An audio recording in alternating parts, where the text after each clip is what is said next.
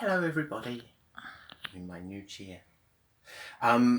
Today I need to do a follow-up. I promised to follow up on something that I'd done some time ago, which was to write to some of the ministers here in New Zealand about M.E CFS and how they needed to take it a bit more seriously than they currently do, because there's not a great deal of information flying around about that here in New Zealand.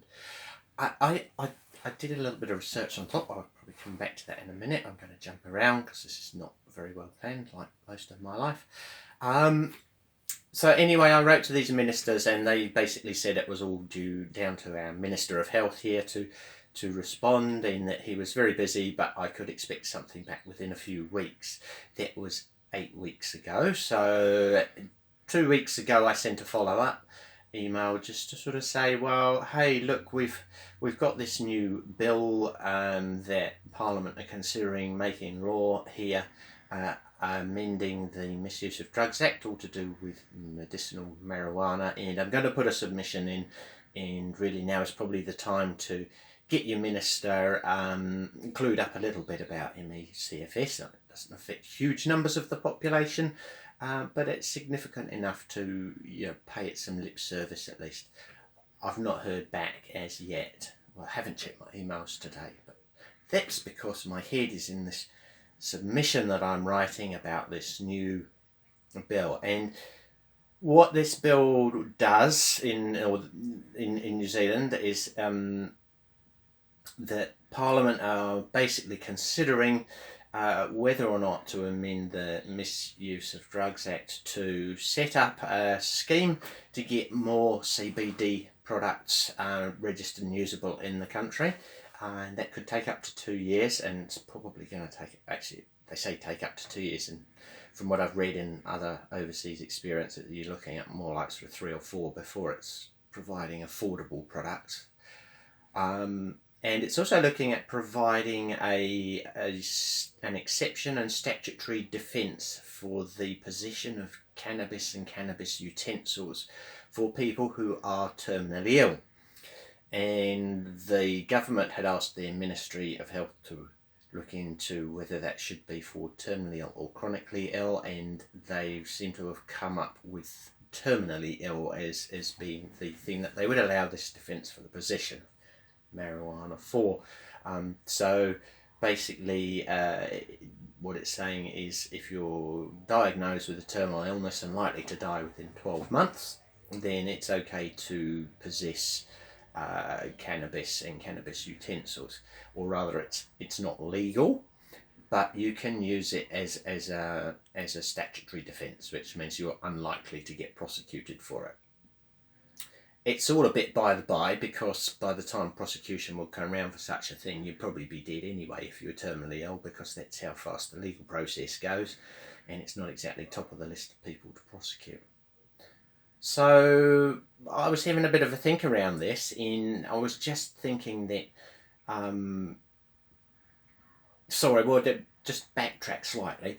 I read what all the various, I think it's 10 or 12 members of Parliament who get to speak about this particular bill at its first reading in Parliament, which is the first stage of the legislative process. And I read what they all said when they stood up to talk about it, and people from across the political divide were all universally in favour of sending this bill on to what's called the Health Select Committee to look at further, which is the first step in it being put into legislation. So now you enter a space where the public and anyone who wants to essentially can put in a submission to this Health Select Committee, which is made up of lots of MPs, and they will then look at possibly changing or amending the bill before it gets read again in Parliament and people vote on it again. And then finally it will then go to a third reading, and one assumes if it gets voted in, it gets put into law. So my issue with this particular thing is that all these people spoke about the compassion that they have, and it's the compassionate thing to do for terminally ill people. And I agree, I absolutely agree with it. It is the compassionate thing to do. But for me, what lacks compassion is the fact that people who suffer the same symptoms as those who are terminally ill, but have no end date in sight for when those symptoms might end, they're not allowed to have this statutory defence. It's not being allowed to them. So if you're only going to suffer a short while, you get the benefit. But if you're going to suffer a long while, you don't get the benefit. Now that strikes me as being rather illogical. It almost strikes me that some of this may be politically motivated, because even I don't believe that all our ministers are that stupid. One or two possibly, but not all of them. In particular, the Minister of Health, I don't believe is that silly. But he needs to get something across the line, and they, I guess, feel they need to sell it to the general public, who actually seem to be in support of medical marijuana for both the chronically ill and the terminally ill as a whole. And yet there will be some of the political parties in Parliament who will perhaps get raked over the coals by the less than compassionate members of their electorate if they support something that is for the chronically ill, because somebody who is terminally ill has a better ring to it, doesn't it, than chronically ill. Chronically ill is not quite as bad as terminally ill, so we can extend our compassion to the terminally ill, but not the chronically ill. But that's because people don't actually still understand the nature of chronic illness and how severe it can become. And so those who are kind of familiar with the research around specifically ME and CFS, and I suspect also severe cases of fibromyalgia, for instance, will already know that those symptoms that they're experiencing, and we're talking about the severe end of the scale, they're the same as people who are dying of terminal illnesses, and in many cases worse than that. So I'm just left with this whole sort of thing about, well, how is that fair? And are you discriminating against someone on the basis that they might live a bit longer? And I think that is the case. Now, fortunately, in New Zealand, we have this thing called the New Zealand Bill of Rights Act and the Human Rights Act, 1993, I think it is, which actually say that you can't discriminate against groups unless it's for some particular reasons. And the length of life that someone might live is not one of those reasons. So I think that there's risk there with this bill even getting through in the first place, that it could simply be seen as being discriminatory. And so I'm making a submission to this committee that potentially this bill is going to fall foul of our human rights legislation if they don't extend it out to chronically ill. Of course, they could go the other way and say nobody gets the statutory defence for possessing cannabis and cannabis utensils. But that kind of then flies in the face of all this compassion that these MPs seem to have found under the bed when they were asleep one night. And kind of would leave you wondering, just how hypocritical they can be. I don't think they are. I think they just haven't thought it through. And I think that's the big problem. And a lot of it's to do with the sort of the blurring of the recreational marijuana use and the medical marijuana use debates. And that also seems to be flowing over into this sort of, I guess, idea that seems to be coming up almost, that CBD products are the ones that are okay, and it's that nasty THC stuff that makes you high is not okay. And yet something like Sativex is almost sort of 60-40 CBD THC. So we already know, because we can already access Sativex, we already know that THC is not this awful thing. Yeah, it can get you a little bit high. Okay, so can opioids. Those sort of morphine-based products that we already use. Yeah, that can get you high too. So I'm sure anyone who's been in an unfortunate situation where they had to take morphine will know. it's all a bit kind of hazy. There seems to be a lot of subjectivity around the subject, and I don't think you can be doing that with people's livelihoods and where their quality of life is so poor. I just think it's insane to be fucking around with that stuff. And I'm annoyed and I'm angry and I'm trying to remain objective through being annoyed and angry and actually just put across this case that the whole thing is illogical. You should not be having a debate about the probability of somebody's life ending. You should be having a debate about the quality of their life for what remains of it. So anyway, I'm getting on my high horse a bit about that. I am writing a submission to our health select committee in bringing out a few points around that, and we'll see where we get to. The Ministry of Health has difficulty defining terminal illness. There are good measurements of quality of life and of functional impairment out there already. The World Health Organization even has a standard on it, or a standard survey and assessment for clinicians. So let's try and take the logical steps forwards with this, and see where we get to. I just realised I haven't cracked any funnies in this one, which is a little bit sad. I must be on a mission. I'll bring you up to date when I get there. What about, you mentioned about people writing to their MP? I think it would be good in New Zealand if you are suffering from ME, CFS, and or any other chronic condition that leaves you functionally impaired and you benefit, or in chronic pain, and you think you would benefit from the use of medical marijuana. I would urge you to write to your MP and firstly support this bill, but you would favour it being supported on the basis that it is extended to chronically ill people or people with a chronic condition. And let your MP know this is a life changer for you. This is as important to you as having marriage equality rights or to gay people. This is potentially a game changer for some people.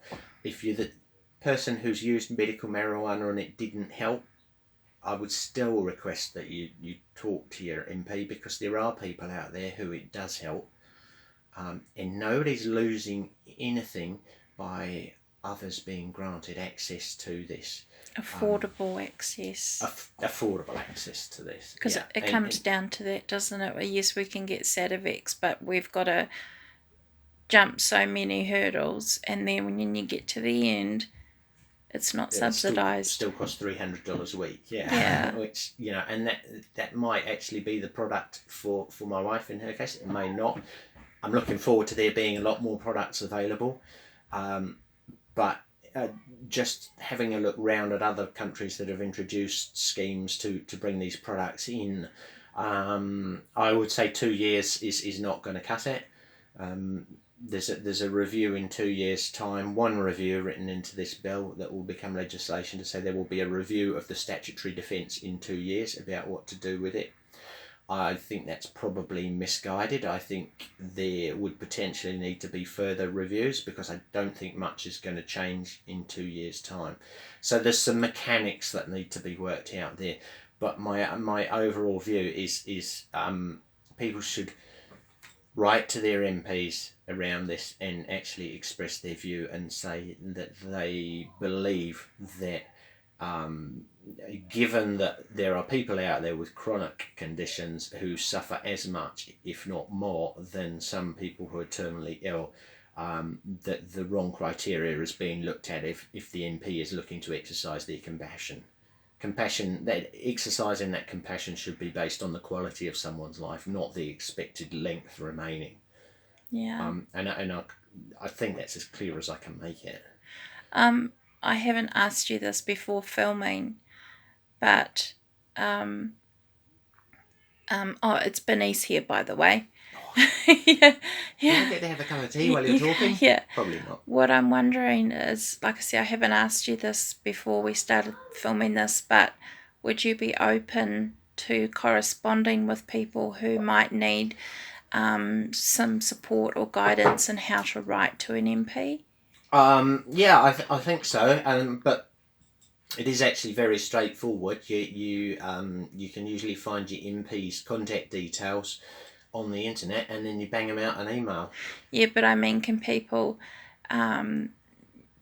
approach you to look over what they've written or answer questions Sure, and that sort of thing? absolutely. I'm completely open to that. I mean, I'm going to have to come up with the MP's excuse of I'm currently really got my head involved in a piece of work, which is this submission, and I'll get to it when I can. But Yeah. definitely, I would love to hear from people and hear their views on where they're at, and also look over anything. And in terms of actual guidance, I can probably put together a very short, easy to read piece that Bernice could then pass on to people as well.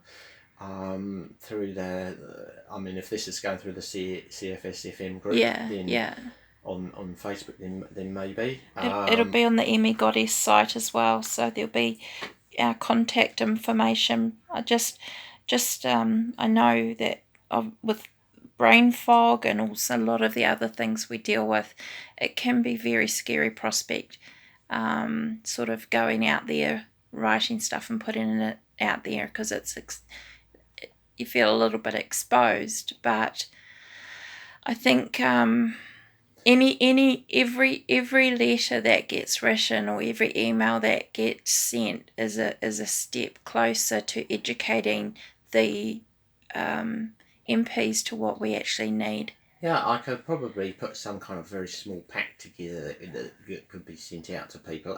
I won't be able to start putting that together for a few days because I'm looking at doing the submission first. But by writing to an MP about it gives you a lot less exposure and putting yourself out there than putting a submission into Parliament about it. But I do suggest that if people feel strongly, they could and should put a submission in about this bill. Bear in mind, it's a bill to guide a piece of legislation through. It's not a petition. But I think if enough people write in about their own personal viewpoint, and if they have used medical marijuana,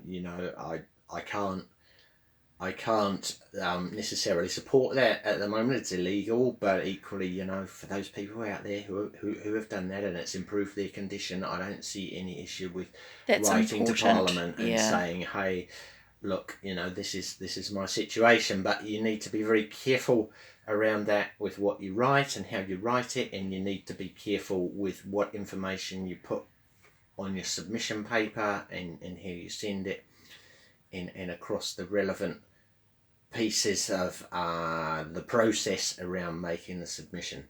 So that does require a little more effort, whereas writing a letter to your MP to say, "Hey, I want you to vote this way on it," is a lot more straightforward for those that don't really have the capacity to dive in there and get really involved. But that's as a start point. If people can just write to their MP and say, "Look, I feel really strongly about this.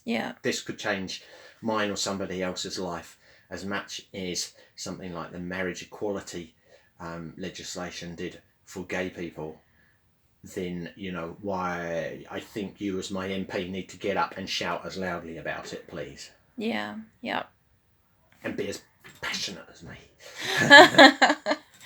Okay, thank you, darling. And we are here to we're here to answer questions as best we can. Yeah, Bernice is the first point of contact. Oh yeah, hit me up. Memoirs of an M.E Goddess. And so if you don't get a response within a few days, it's a brain fog issue. No, we'll do it. I just really wanted Mark to come on and say that what he was doing, and because a lot of it sounds like Swahili to me, but I think now that he's probably still does. Yeah, I think we got the end bit. I think we got a clearer view on what it is all. Pause, rewind. Yeah. Listen again. Okay. Right. Thank you. Kaki day. Bye.